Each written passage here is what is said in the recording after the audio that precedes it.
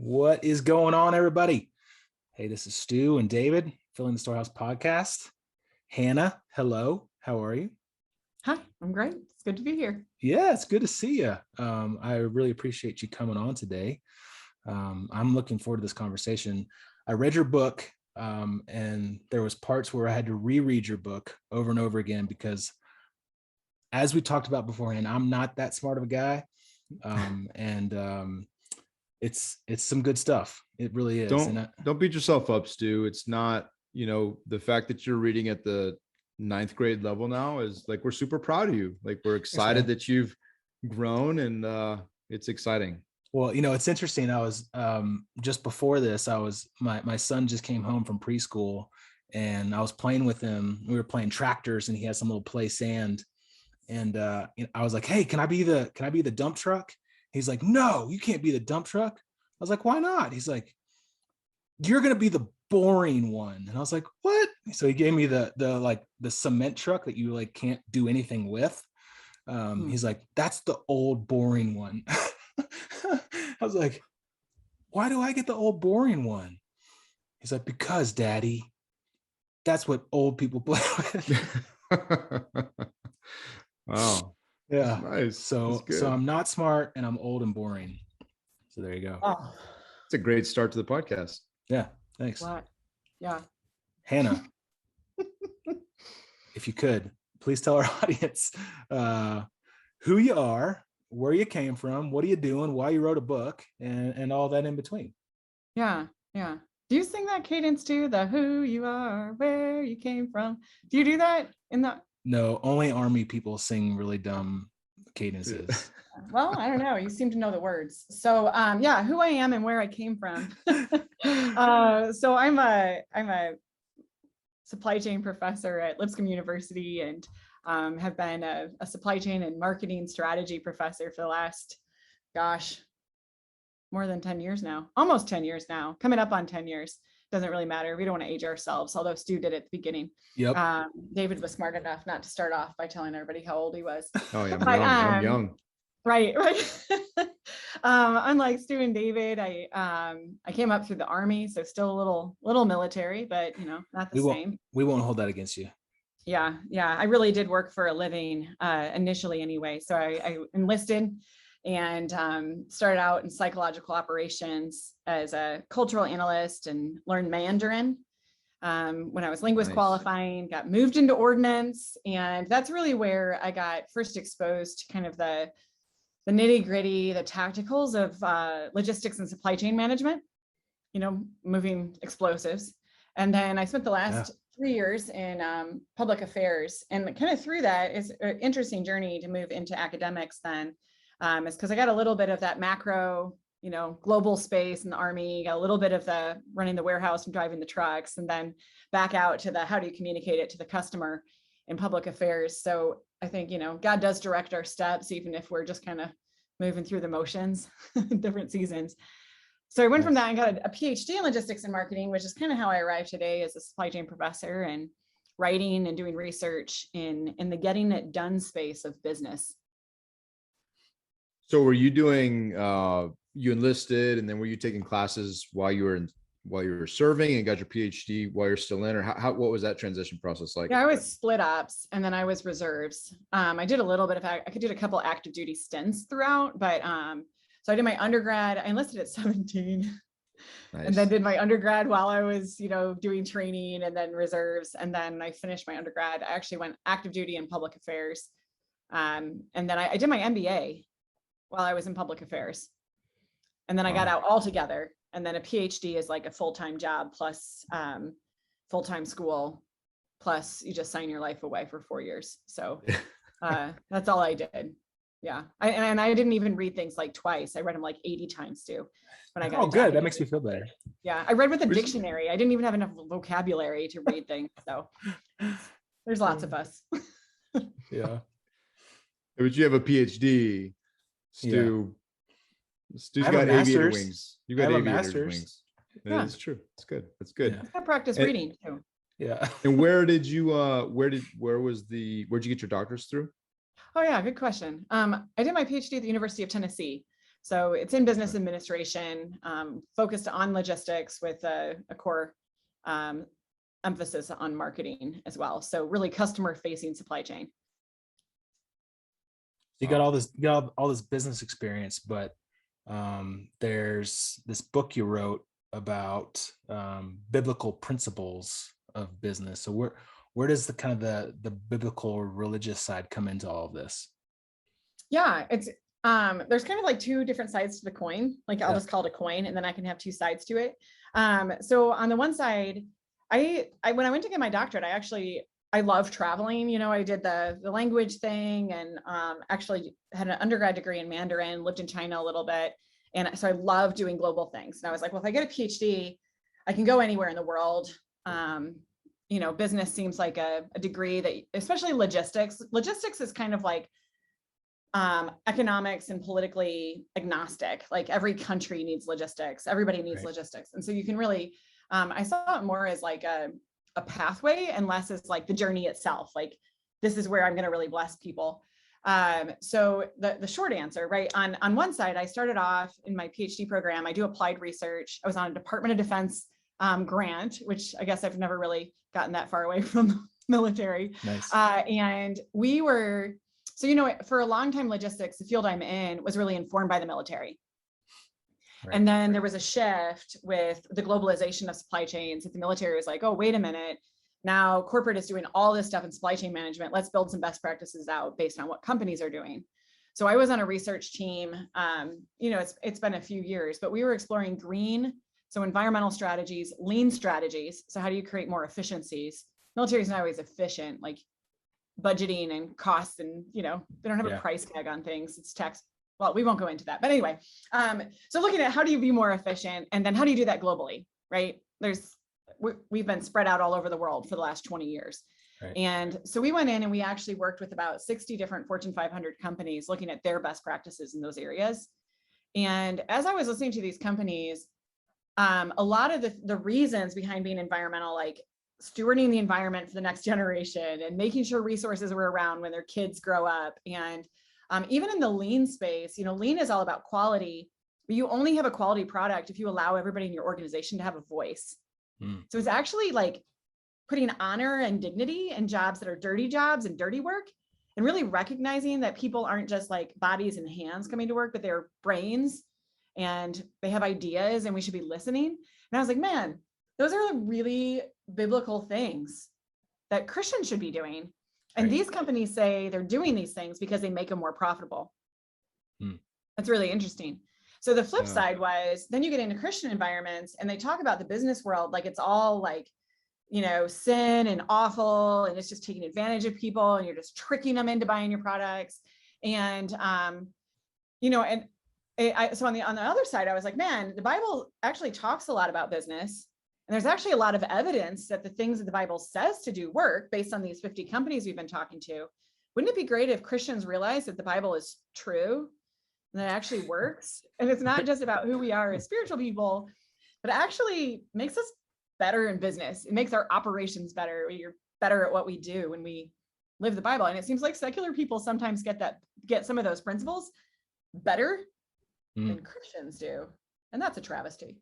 Yeah, that's really interesting, because we've had a number of guests, like Wes Lyons comes to mind, who was, you know, as an individual who is focused on that business side, but really focused on the spiritual side. And it was interesting because they, you know, and then I think of the gospel patrons and John Reinhardt, and just the conversations we had with them about how it's actually a gift, a blessing, a skill, a God-given ability to do business well, and then to use those to steward those talents and turn them into something that not only builds a kingdom, but is actually a successful business that treats people with dignity and respect. I think that's awesome how you kind of just wrapped all that together, because it's you know, it makes me wonder, is that if you don't mind, give us the background of your book, and is that kind of the why behind writing it, just the education piece of everything you just described?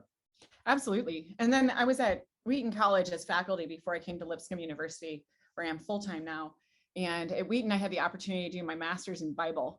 So I might have told my husband that it was like a small group. I was like, it's just one night a week for 3 years.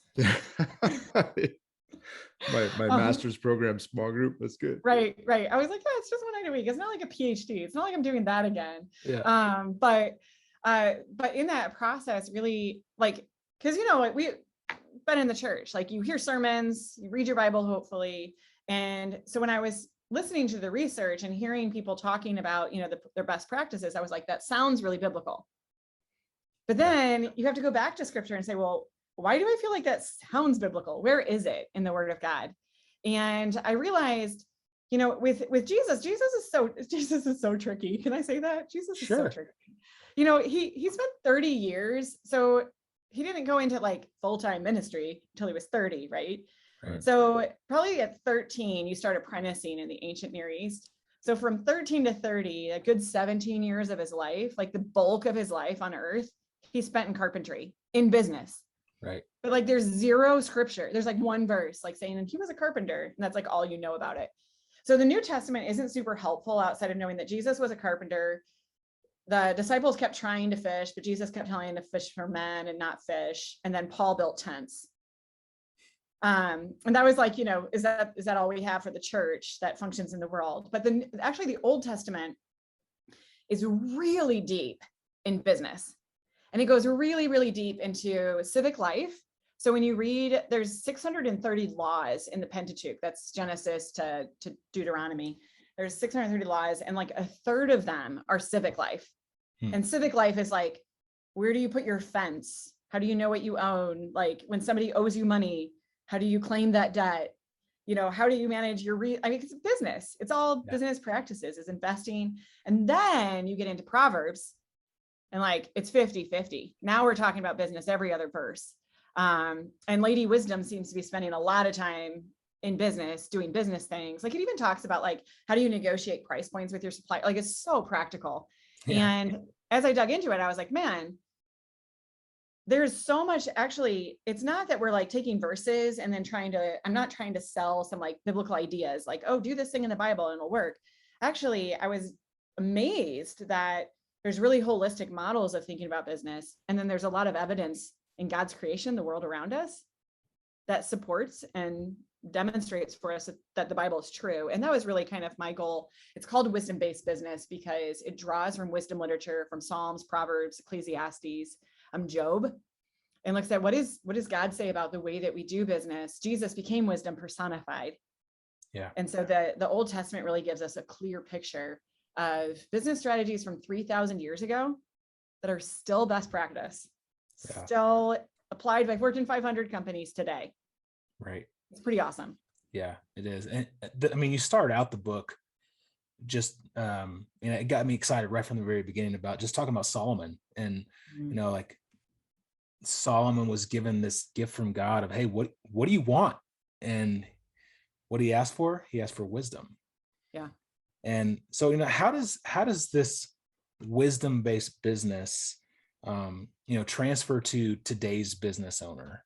Like, and I want to kind of talk about the Proverbs 31, the woman personified in business, and then get into the orientations throughout the book. But like, where do you even start as a business owner, like seeking wisdom? Yeah, I mean, I always go to James for that one because James is like, ask God, and he gladly gives it to you, but don't ask empty. Like, don't put an empty request out. Like, God, I really want you to make me wise. And then but I really still want to like steal from my suppliers and cheat my customers. Because yeah. I think that's what James is saying. Like, don't ask God for wisdom if you don't want it, because it'll make you miserable, knowing right from wrong and choosing to do wrong. Right. So it is and he's an action guy, right? James is an action guy. That's what I love about James. He's like, do it. Yep. Yeah. I mean, if you want it, why aren't you asking? God wants to give it to you, just like Solomon. Yeah. That's great. Well, let's talk about the Proverbs 31, this wisdom personified through the Bible. Like, tell us about that. What is that? What are you talking about there? Yeah, you guys will love this. So Proverbs 31, there's different pieces of it. I love like the unfolding revelation, because I've been really studying Proverbs 31 for 10 years. And I still get excited about like new things every season. I'm like, whoa, that's so amazing. But in the passage, how it says she holds like the distaff and the spindle? And it's like, they're really bizarre, like household tools that like nobody has anymore. I don't know that people like, when I think of like a spindle or a spinning wheel, I think of like Sleeping Beauty, which is pretty far from our lives. And you kind of think of like the old lady knitting at church. Like, you're not thinking about it like these are, tools of industry. But in that passage, it's interesting. It's Proverbs 31:10-31 is a standalone chapter in the Hebrew Bible. So that's important to know. It's also an acrostic. It's an A to Z. So there's 21 letters in the Hebrew alphabet, and it goes from A to Z about this valiant woman. And Christian scholars, Bible scholars, say that it actually reads like a war hymn. It reads really similar to David's war hymns. And the word for valiant that describes this woman is used only in two other contexts to describe people. It's used to describe the mighty men of David, who were warriors. And it's used in the book of Ruth to describe Ruth and Boaz and God. And so that kind of positions, like, who are we talking about here? This isn't, a women's Bible study where we're talking about, our domestic work and whether we're good at knitting or not. And the other thing, like when she's holding this distaff and the spindle, which is, really crazy instruments to be holding, actually in the ancient Near East, the story of Jonah, and he like went to Nineveh, and Nineveh is that's the city, that's the nation of Assyria, right? Right. So Assyria is up to the north, and we know they're like pagan god worshippers. But in Assyria, they actually have this goddess of war called Ishtar. And she's a woman, and she is the goddess of like, sex and fertility and war and wisdom and political power. These are all the things that she's the goddess of. And her icon, her statue, if you go to the British Museum, the relief of her, she holds a spindle and a distaff. And so when we think of that, we think that's like so domestic, but in the ancient Near East, a woman holding household items like that, like this is actually like game on, we're at war. Like this is like to be feared, and it's awesome. And it's all about like multiplication and conquering things and competitiveness and all of that. That would have been in that like ancient mindset. So first of all, this isn't just a checklist for the Christian housewife, as my Wheaton students used to cutely say. But when you look at this passage, it's 21 verses. 10 of the verses are actually quoting Proverbs 1-9, describing Lady Wisdom. And throughout the passage, you get an entire supply chain of planning. She's up at night, she's sourcing, she's buying raw materials, she's manufacturing and making all kinds of products, and then she's delivering them into the marketplace and selling them. So 3,000 years ago, for whatever reason, wisdom gets personified as Lady Wisdom. She's not some like housewife, which is an amazing thing to be, but she's like a housewife and more. She's actually running a company with employees and servants. And then not only is she running a company, but she's profitable, and she's like expanding her business into other fields, like buying fields, literally into other fields by buying fields and planting vineyards. So she started out in textiles. Now she's got a winery. She's really industrious, and it says in the passage 6 times profitable. So when you read those 21 verses, not like it's just for women, but it's actually wisdom personified. All of a sudden, that those 21 verses become the most holistic business plan throughout all of Scripture. And it's pretty awesome, because wisdom, it says, was there at the beginning of the creation and delighted in us, but also knows the difference between right and wrong and decision making and how to create a path that's blessing. Because when Solomon asked God for wisdom, God gave it to him. And then what he also gave to him that followed it was wealth and fame and generational blessing. Right. And so these things do follow wisdom. It's not a prosperity doctrine. It's how it works out. Yeah, that's all. I love that explanation of, I've spent a lot of time in the Proverbs because they're broken out very, very conveniently to be 31, and you have typically 30 days in the month, so you can do one a day pretty consistently. But except for February, because there's only 28 days in February, right. So you have to read ahead. But it's interesting. I've not heard an explanation like that, because one of the things that pops in, especially with Stu and I, we were actually just talking before this call about property and land, and Proverbs talks about how she goes she goes in to inspect a field, and with her earnings, she's expanding. She plants a vineyard. She's making these fields, as you mentioned, profitable. And it's a part of the Proverbs that I spent time in and talking to my wife, because she's a entrepreneurial woman. And I'm like, hey, honey, like this is, I kind of joking too, like, hey, I want you to be this so I can just kind of, take a break. The city gates. But hang I out. could just Yeah. I could just sit at the gates, hang out with the dudes, and just talk about how Right. awesome my wife is, right? But I love how you frame that. That is so cool. I've never heard about the story of was it Nineveh? Sorry. Yeah, the goddess I'd of never heard Assyria. Yeah, the Ishtar. goddess of Assyria. Yeah, that's really Yeah. cool. And I just think I really appreciate you kind of giving us a lesson on that, because that's just a different context to how we frame such an important part of the Bible. And I love how it also reinforces the fact that, one, the roles, it reinforces that it's not as the roles are not as black and white as some people like to paint them, especially in the church, unfortunately, but they're very diverse. And if you cultivate this kind of relationship, it's worth more than silver and gold, right? More than rubies and priceless.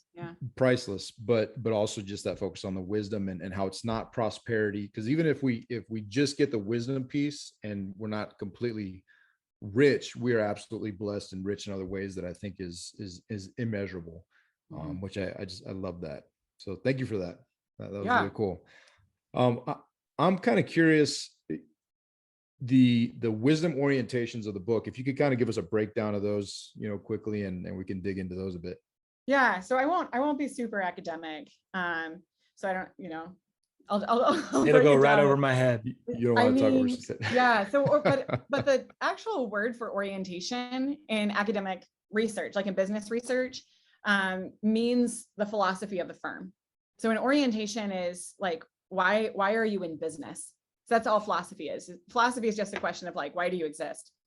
So the philosophy of the firm is like, why are you in business? What does it mean that you're in business? And then if you understand why you're in business, that's where your mission and vision and strategy come from. We're sometimes and especially in business, like business is fast paced. Like you have to make decisions fast. Like you don't always get time to sit around and like philosophize. That's a word. So, and so we really do just start with like the vision and the mission, and then how are we going to get it done? Like we jump to those, but the orientation piece has like an academic meaning, right? So like, what's your, why exist? Give me some reasons why you exist. On the other hand, there's also Psalms of orientation. And in scripture, orientation is all about repositioning our heart and our path and our direction to loving God and loving people. So when you put those two together, if you read wisdom literature, you say, okay, well, wisdom has a path. Wisdom orients our steps. And what are the reasons that wisdom orients our steps? And so when you pull those together with like, really all of them came from Proverbs 31. So every orientation in my book is something that you see in these 21 verses. And they're all reasons that she's in business and reasons that reasons she is getting things done. So that's kind of like at a low level, like they're all pieces of the picture that help her get from point A to point B. And we know like wisdom starts with the awe of God. But we call it the fear of God, but really the awe of God is better. Right. And the end goal of wisdom is honoring God and loving people just like he does. So the 5 different orientations in the book are really 5 different ways or paths to getting to that end goal. And, you did a lot of research on different companies that, show examples of these different orientations. Now, a successful company that you see, I mean, do they have pieces of all 5 of these orientations, or do they kind of like focus on one to get to success? Or I mean, what does that look like? That's such a good question. I get that because I do get that Thanks. question a lot. Thanks, yeah, I appreciate it. It's a really good one. I think if you look. Sorry, I don't mean to interrupt you. He just doesn't get that a lot, so we just wanted to celebrate that moment for a second. So thank you for that. Yeah. That's a really good question. Yeah, so I would say that every Fortune 500 company I've ever worked with, and I've worked with a lot of them at this point, has at least one of these strategies in place. Okay. Like, can you imagine a company that's really strategic and leading in the industry that doesn't have quality? Like, can you imagine that? Like, who's going to be their customer for long? Right. And there are some industries where like they're more monopolies, like we're, like your electric grid. Well, it's not quality, but you don't have options. So like if you have choice in an industry, the leaders are going to be the ones that are the best quality. And then, so I would say quality is definitely one that you're just not going to be all that competitive for very long if you don't have quality as a strategy. I would say the other four. So, if you're listening and you haven't read the book yet, it's quality, stakeholder, long-term, supply chain, and then sustainability. And I would say that a lot of times the old kind of idea was that you couldn't be sustainable until you were profitable. Like you don't need to think about people and money until you're profitable. But we're actually seeing with social enterprises and a lot of other companies, like what's the point in getting profitable if you're hurting customers and ruining your resources along the way? Like you kind of have to have a strategy for all three. So I would say all the companies have a mix of all five. Okay. And I try to pull like Yili. Yili Group is a Chinese dairy company. It's one of the examples. And I try to get a mix. Not all the companies have faith-based leaders because I wanted to demonstrate that secular companies can do all of these things and be profitable. You can definitely track through Yili's history, their initial quality, then they moved into, more of the innovation, reputation, supply chain, and then sustainability. And then they're in China. So they've always been long-term. Yeah. Where you kind of see there's iterations and different mixes. So it's interesting. Go ahead, buddy. Oh, well, I was just going to say, I think it's really interesting because as you were talking, I wrote secular ideas backed by biblical truths. But in reality, it's biblical truths being implemented by secular businesses, people, whatever, that are yielding this. I just think it's fascinating because as you look through the orientations, you pulled those from the Bible.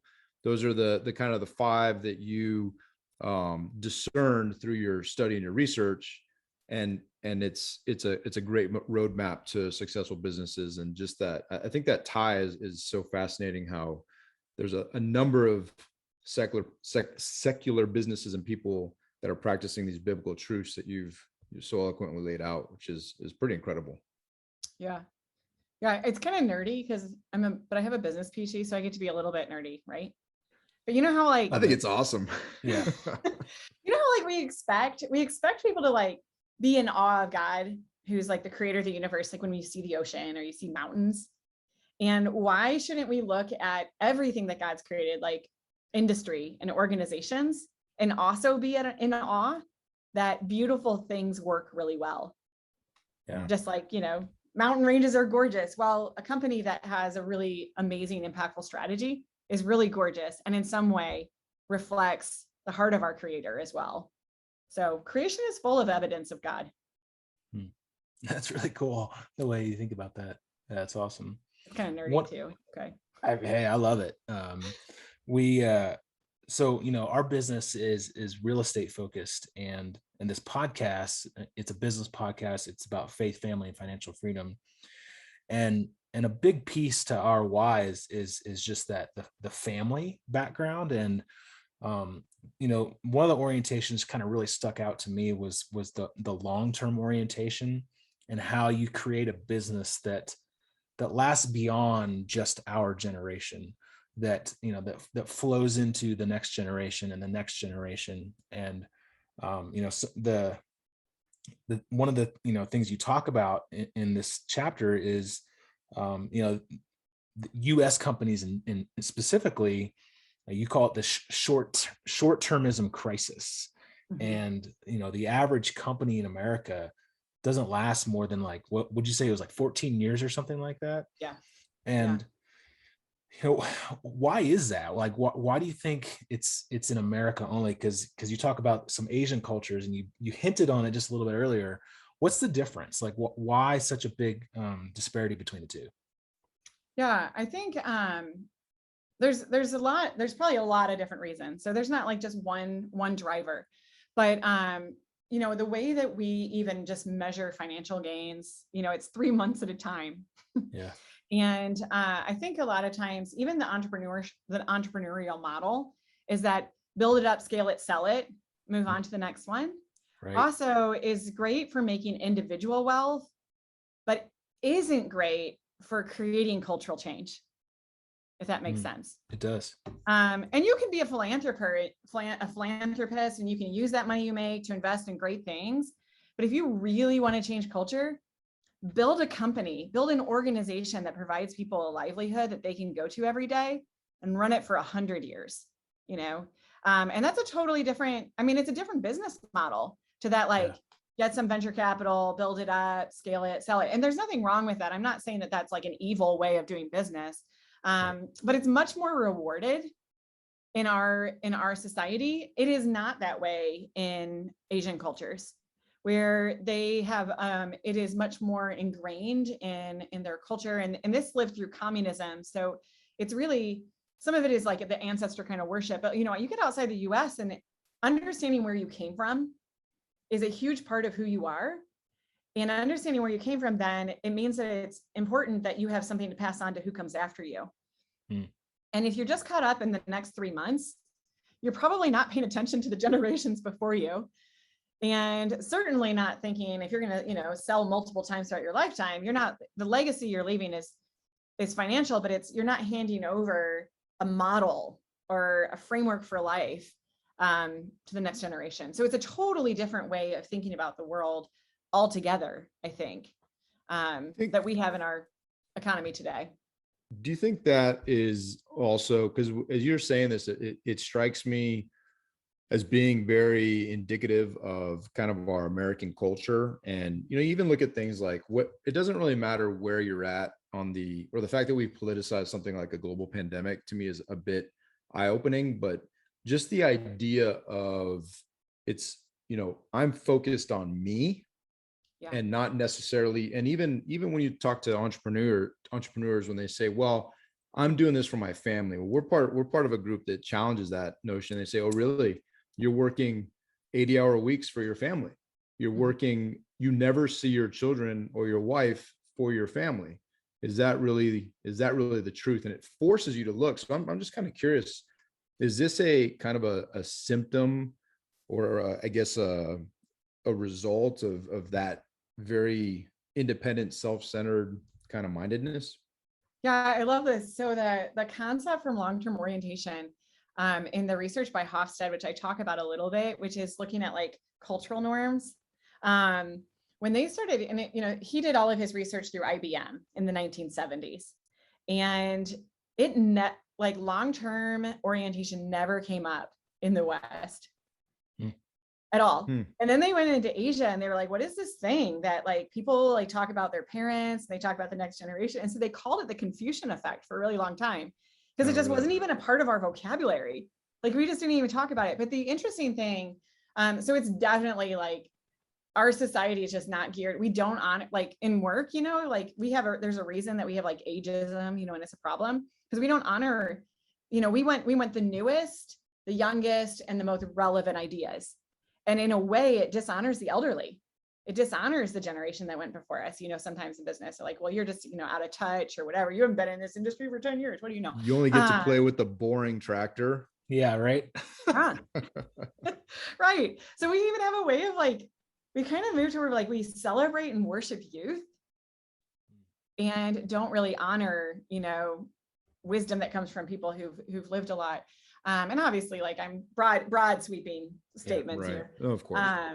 But the interesting thing in the McKinsey research that's really, really recent is that companies that are long-term oriented, even if you're going to sell in 5 years, there is so much data that companies that have a long-term orientation, that have a longer term strategy than like this year or a 5-year plan, they're thinking about 20-year impact of their organizations, are actually more profitable, significantly more profitable. So even if you sell, you should still plan for the long term, because it's better business than just, you know, figuring out how you can win a segment of the market today. So what are the action steps behind that? Like, you know, David and Stu want to start a real estate company and wants to have long-term orientation at the forefront in our minds to create this business. Like, so what do we do to build that out? Yeah, I think biblically speaking, and this is where it always gets tricky, like maybe not, it doesn't get tricky in every context, but you know, people are always so worried that like you're saying, if you do this thing in scripture, you're going to get rich. And the thing that I love about thinking about business is when you have a long-term orientation, you're thinking about how can it be sustained, right?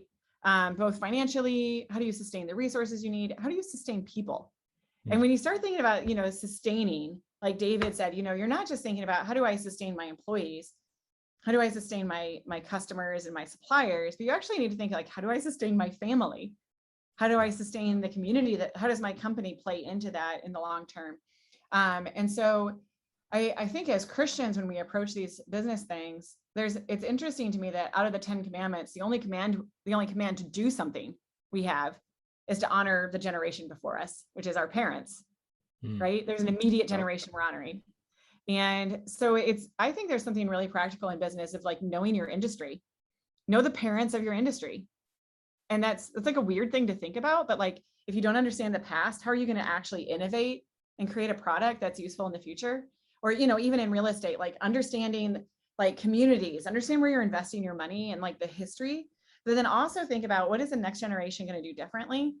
And this kind of thinking actually drives innovation more radically than just thinking like in the here and now and today in my scope. Because it actually, when you develop products, you develop your business plan, or you invest in, real estate, whether it's commercial or whatever space it's in, it actually gives you a longer term horizon to think innovatively in a way that's going to be more profitable. So I don't know if that's a very succinct answer, but. No, it's interesting because we've been, a lot of our businesses essentially been kind of flipping houses for the most part. And it's very transactional. Yeah. You buy a house, you rehab it, you sell it, you're done. Right. And maybe your buyer comes back again. And we've kind of been in this thing for about 3 years now. And I feel like we haven't got a whole lot of fulfillment through that. And what we found that where we really find fulfillment is in the relationships. The people that work with us on our business, our investors that we've created relationships with, that they've trusted us and they invest with us and they give money and invest in deals with us. And this podcast and having conversations with people and I think it's all kind of that long-term orientation where we really enjoy and are fulfilled through relationships and not so much the transactions of a day-to-day business of buying and selling houses. And so it kind of really gets your brain, thinking about like, well, what's the point of our business? Well, and I think what you just said, it actually, I think it's the mindset thing, because what you just said really turned a light bulb on for me. And part of our business is also keeping some of the properties for ourselves. And I get really excited about the prospect of having these properties that we keep for 30, 60, however long, and the potential of the relationships, not only with the tenants and honoring them through a beautiful place and not being slumlords, but giving them a beautiful place to live, but using that as potentially a ministry. We talked about the excitement of once, when you pay off a property, it's not just that your potential rents go up. Rent doesn't go up, but your take goes up. But it's not just that, but now you actually have the opportunity, if someone in your house is having an issue, you're like, you know what, how about you just take the next 6 months off of rent? And you're able to bless through a business. And I think it's a mindset thing, because you really just got me excited about keeping as many possible properties as possible, not because of a bottom line, but because of the potential relationships and the influence you can have over a larger portfolio versus selling it and never seeing it again. Yeah. And so I think that's interesting. And I even think, like, I'd encourage you to, I don't think there's no such thing as truly transactional business. Unless you like have a sale and you go away and you're in a completely different space for the rest of eternity from the person you sold to. Like, even as you flip houses, it might be it might feel transactional with the person buying because you go away and you start the next flip. But if you're in one community and you're flipping houses, or in a city or in a region, you're still building reputation that is long-term.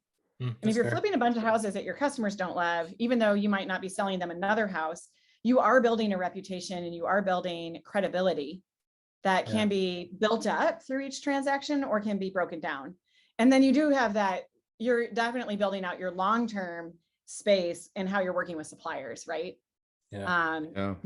And so there's a lot of spaces to think about, okay, well, in my industry, what is treated as transactional and what is the eternal impact of what I do? So even if it's like a short-term thing here on earth, everything we do has an eternal impact, whether we see it on earth or Peter tells us at the pearly gates. I just wanted to throw the pearly gates in there. Yeah, of course.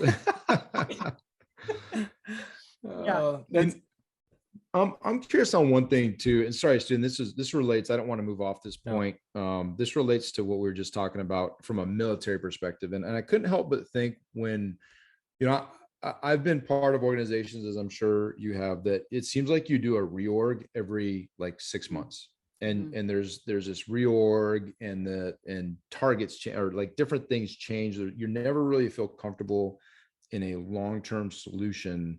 And I feel like when you look at, potentially other countries, China, Russia, these very long-term strategic visions for that, we're just going to wait you guys out because at some point we're going to get back to whatever their vision is, right? Do you think that the military implications of this short-termism is that leads to a lot of the churn that we do? Yeah, let me think about that. So my initial response was like, man, Jesus even had reorg. He only had 12 disciples and lost one. And they had to like vote for a new one after he died, and then Jesus himself left. So, they had a lot of reorganization in their structure over 3 years. But like at the heart of what you're saying, I think the challenge is it's not when the mission shifts. Maybe it's not even the mission. Maybe it's not when the tactics shift, right? Yeah. It's when the values change. That's where it becomes confusing. So across scripture, and I think this is true. This is where the long-term piece is really important. If you have a really long understanding of your nation, this is why I love Chinese history over even European history. I didn't know I was going to talk about Asia this much today. Sorry, but we are talking long-term. Yeah. They've been a kingdom, not for like a couple hundred years, like Europe post-Rome. They've been like a kingdom for 1,000 years. Yeah. So even like their history as a nation, they've seen rises and falls of economy. They've seen empires that were really great. They saw, all of these different people kind of come and go. And it gives you a pause with that extended of a history. Even if your story today, even if the narrative today isn't like greatness, that it rises and falls. And so you're patient for your next moment in history. Whereas in the US, we're such a young country. We've only been around for 100 plus years. Help me, 200 years? How long have we been a country? 200, right? Something like that, yeah. A little over 200, yeah. Okay, yeah. So a little over 200 years. Like, we don't even have a national history like that, where we can say, oh, we can be patient because there will be rises and falls and influxes and defluxes of power. But so our tactics change a lot. The world's changed a lot in terms of the platforms that we use. And I think we all feel like we've been so rocked by internet and technology and all these things, but it's just a shift from, stone tablets to the scrolls, to books, to the computer. It's just different modes of sharing information. And so I think that when you look at reorg, there's a temptation to kind of like rethink values or rethink all those things, where, when you look at the long-term orientation, the value of honoring your family has been around for thousands of years in China and Asia. Yeah. And, our values seem to shift with every whim of culture sometimes in the US. And so I think it's fine to have reorgs that are structural, that are tactical. It's not okay for us as Christians to have reorgs that shift our values, because we're really called to have two main values, which is loving God and loving people. And if that shifts out of our sight line, and that's not where we're headed, or that's not what we're aiming at, it is going to be completely disorganized and disorienting. And that's why, David kept saying, God, call me back to what really matters, which is pursuing you. And so that's a really good question that I answered probably really messily, but it's a really important one to think about, I think. No, I think in this same topic is what you're alluding to is not changing your values. And these roles of, and you talk about it in the book, that the roles of faith, hope, and love, Mhm. and how those values shape a business and shape the orientation, the long-term orientation of a business. But we in America, we mess that up. And we talked about a little bit this prosperity doctrine. Like, Mhm. how do we mess that up? And where does faith, hope, and love come into that? Yeah. I think there's two challenges with prosperity doctrine. Because obviously God is totally cool with us being wealthy, or he wouldn't have given Solomon wealth. Right. Right. Where we mess it up is when we think that prosperity or money or blessing is the end goal.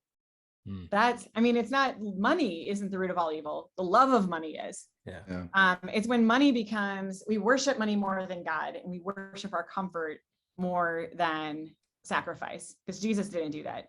He didn't come to be served, he came to serve. So I think that's one issue with it. I think the other one is with the prosperity mindset and the way that we measure success in business. Like even with houses, like once you flip it, you want to be able to show that you were profitable and you made some money. Right. Yeah. And the interesting thing about the promises of God, none of them, Abraham, the promise to Moses about the promised land, the promise to David about like the throne, none of those promises were actually fulfilled in the lifetime of the person the promise was made to. Yeah. And so do God's promises come true? 100%, absolutely. But are we okay with building a business that has to be profitable, but really explodes when our grandkids get it? Because that's kind of like the promise. Like when David left the throne in Israel, it was when like Absalom had like run him out of the country, and then like Solomon's taking over. Like his whole succession plan was a mess. Yeah. He literally lost his company to his next son with the good hair. So think about that, guys. Not a problem. He didn't get the company, so it doesn't win the day in the end. But so you think about like the mess of succession planning and God's promises, but they do come true. There is blessing in it, and it is wealth, it is reputation, it is all of those things. But I think the thing about being in the next generation, even for Moses, Moses didn't get the promised land. Speaking of real estate, he missed out on all the real estate. Yeah. And it was in moments where the focus wasn't God, or the end goal wasn't God, that Moses missed out and David missed out on some pretty cool promises and some pretty cool stuff. Yeah, it's interesting because right now we've been doing this business for a little bit, and we've had some ups and downs in our business, and it really makes you think about like when in the down times, like what's this all for, and do we have this long-term orientation vision of where the company's going to go? And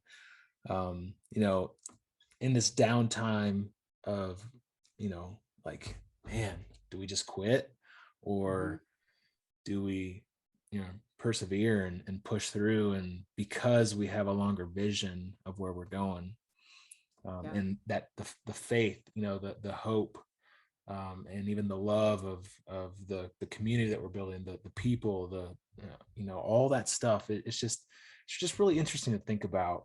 I don't know. I think it's really cool.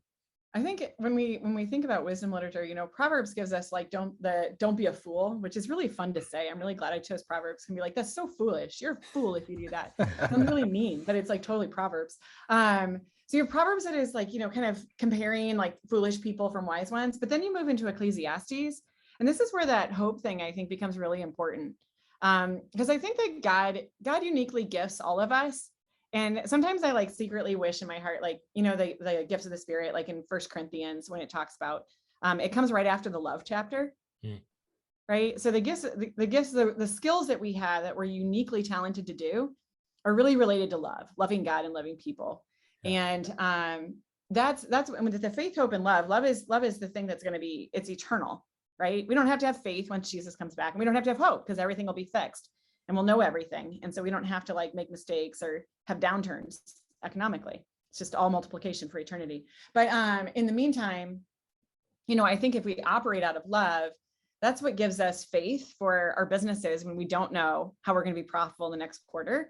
not because we're looking for profit, but because we want to serve God and love God with our resources, which is profit.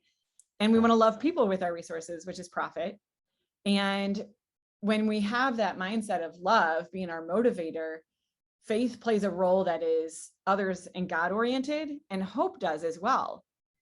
And that's what gives us the ability, it's like the Holy Spirit power to persevere. And without it, we are all quitters, right? Yeah. Yeah. That's awesome. Yeah. The greatest of these is love. Right. And Yeah. I think, it's so interesting because you can read these things. I mean, I don't know how many times I've read that 1,000 times, but a lot of times, which is a gifting that obviously a spiritual gift of yours to kind of implement that in a daily action. And even from a mindset perspective or a business plan, a strategic vision of a business, with that, even highlighting love as a focus, and how am I expressing my love through the business, and having the tangible outlets for that is pretty awesome. It's got me fired up. And I kind of thought talking about love was kind of like cheesy and like super Christian. And so I kind of avoided like lots of love talk. And then the CEO of Williams-Sonoma, who's not a Christian, wrote this like op-ed piece on the importance of loving customers and how their whole strategy was just to really love their customers, and like totally leaned into this love thing. And I was like, hey, that sums up the whole of the law. Man, that's Christian, man. Come on. That's Christian. Like if they can talk about it, we can. We're better. We should be better at loving people than those guys that aren't redeemed. Yeah, that's awesome. Funny. No, that's and I think when people like, and the whole element of that being completely countercultural as well, is completely outwardly focused, right? Loving others and serving, I think is and it really embodies what we believe that Jesus was. I think is no, that's really cool. That's awesome. So as we look at this, Stu and I are looking to implement into our business some of these orientations. I mean, obviously I could see where this, I shouldn't say obviously, but I could see where this is from an expensive, but also from just being unfocused perspective, how we could be all over the place with this. How do you balance these things and make a profit? Or would you suggest that it is literally like you take one and be like, this is what I'm going to focus on, and for the next however long, this is where I'm focused, and the other ones are going to be ancillary? Or how do you attack this? And Stu kind of asked this in a different way earlier, but I think from a holistic point of view. Knowing what I know now, I would say you need all five. You need to have a baseline plan for all five. And it seems like in the way the book is written, I'm gonna hopefully write like a book that you only have to read each sentence one time next. That's nice. This really practical, like Cliff notes. Okay, Cliff notes. Yeah, the Cliff notes. What do you do with this? You when you think about like balance scorecard, have you heard the balance scorecard kind of stuff? And you have like, what's your how profitable? How do you measure profit? How do you view your customer? How do you view your learning orientation? How are you planning for the future? And there's one other piece that I always forget. So there's 4 different pieces of it. I would say that the model that I have could just as easily kind of measure, instead of just looking at your financial success, you should look at the impact of resources and people. So you can measure those really easily. So I think the way of making it practical is by measuring them. Say like, are your employees happy? Do your customers come back? Do you churn through suppliers because you negotiate them down to they never make money doing business with you? And you can look at like the people outcomes and measure them at a really simple level and say, well, I don't ever want to have a supplier say that we're like on a scale of 1 to 5, we like doing business, we like love you doing business with you, we want to be like sole partners with you, to like a 1, like we hate doing business with you, we never want to do business with you again. Like, so we always want to be a little higher than a 3 on all of these.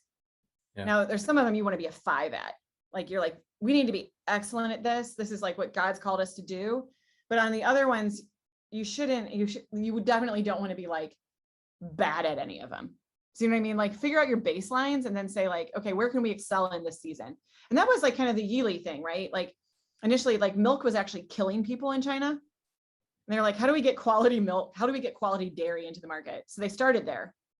And then, you build out, but then you can't be unsustainable. And then you can't, so I think you have to break them all down to like an easy measurement. So like for long term, what is the impact of your business in the future? How do you see you growing, and those sorts of things? In the quality space, how do you know that your product is quality? I think that's an easy, like, it's really your customers have to tell you the quality of your product. Right. You can measure the people piece, you can look at the supply chain piece. And then, I think that it's all breaking it down to saying, okay, let's have a baseline for all of these things, and we can focus in on being excellent at some, and then you'll probably have the opportunity to build out others. So, you do all this stuff and you make this incredible business that has all these orientations, and, you're just killing it. So then how do you transfer that to be purposeful and impact the kingdom? Like what? Yeah. For what? So what? I have an awesome business, we're profitable and we're doing amazing things. So how do you create, impact for the kingdom through that? Yeah, I think like that kind of does come back to the core, like, what is your core competency? What are you really good at? Because that's probably the main way that you're blessing people.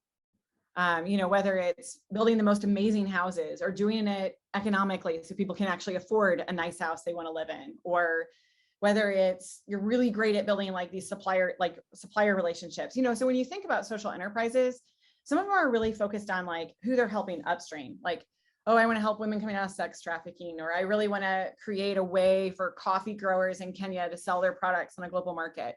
So that's like very supplier focused, like you're an intermediary, or, helping move something forward. Or people just need great houses to live in. Your core competency is providing shelter. Shelter is one of the 5 areas that Jesus says is part of the kingdom, right? Yeah. Like feeding the poor, putting shelter's a good one. So how do you do that, like to the fullest of, the extent that you're called to? If you're really, really good at like HR hiring, or just seeing people or loving people, like, I think that there is something unique about every company that God has called you to excel in providing value and seeing people and loving people. And products are about loving people. If you deliver something into the marketplace, there should be a need for it, or nobody's going to buy it. And if there's a need, then you're delivering that need in a way that blesses people. I love that about Jesus. The kingdom of heaven wasn't just salvation and healing people. He had a lot of inventory miracles. So when I talk about inventory miracles, like there was a wedding and there was a lot of demand for wine and there was no supply of wine. And so he transformed water into wine. And then he had like a whole crowd of people and they were hungry. Feeding the 5,000. Yeah. So he created food inventory. And so I think that we want to over spiritualize kingdom impact when it's really, I have resources to provide food, and it doesn't have to be like gifted and miraculous. Like if I sell it to you and you can afford it, that is a miracle. I mean, Joseph's warehouse was a miracle warehouse that provided food for famine that people came and bought from, but it saved the whole world. That's the first time in scripture it says the whole world was saved through an inventory and warehouse miracle. That's really cool. Yeah. What if we find ourselves without any skills or anything to offer?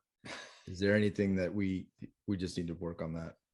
Yeah, I think that the disciples, had that same bent where they were like, oh man, the rich people, they have lots to offer, the people like the people with lots of skills. And I think that's kind of what Jesus was talking about when the people came into the temple with their tithes. Like the really rich guy came in and he gave like a lot of money, but it was actually a pretty small percentage of his overall earnings. And the widow comes in and she didn't have a lot to give. And I think that Jesus made it really clear that like, even if you feel like you have zero skills, like loving people isn't a skilled act. It's a sacrificial one. And I think like the best example I could come up with, like you didn't go to Wharton, I didn't go to Wharton, you don't have like the Ivy League MBA or whatever, is actually in the book of Ruth.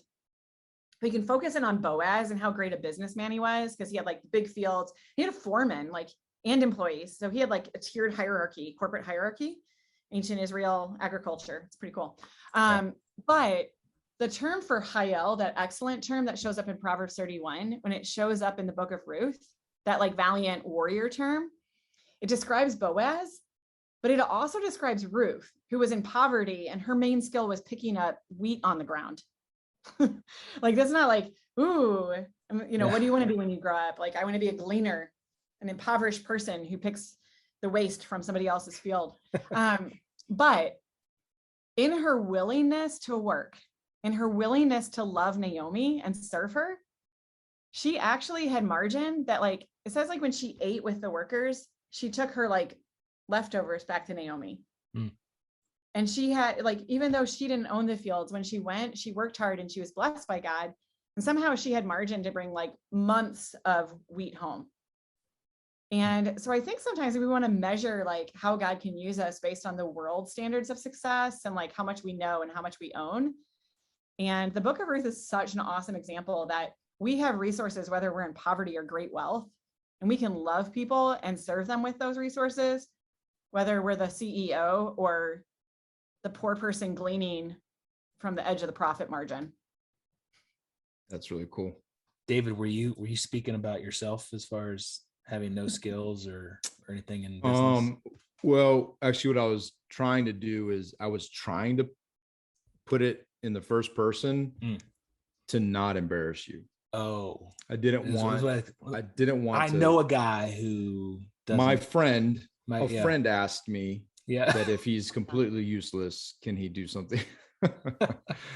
No, that's you know what I love, and I'll tell you, I kind of get nerdy about just the application of the word because I love my favorite book is James, and what I love about James is all the, you know, faith without works is dead, like all this stuff, you know, that he's an action kind of guy, like he's telling you, okay, this is great, love, awesome, you know, faith, sweet, all good things, use it and implement it and do. And so I think the you know, just seeing all this, like how you've taught and how your research has given you such clarity on the practical application, and not only application, but the practical outcomes of businesses that implement these biblical truths that turn into secular successes and success, not to measure it by money, but success in something that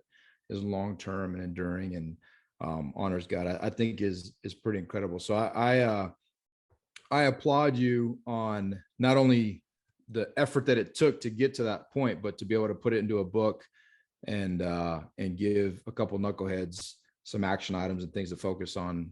I think is a huge gift in and of itself. So thank you for that. Thank you. Yeah, Hannah, this has been awesome. I've really enjoyed our conversation. I really did enjoy your book. I know I was somewhat joking with having to read it multiple times, but it was a book that I like just really dug into and took a lot of notes on it.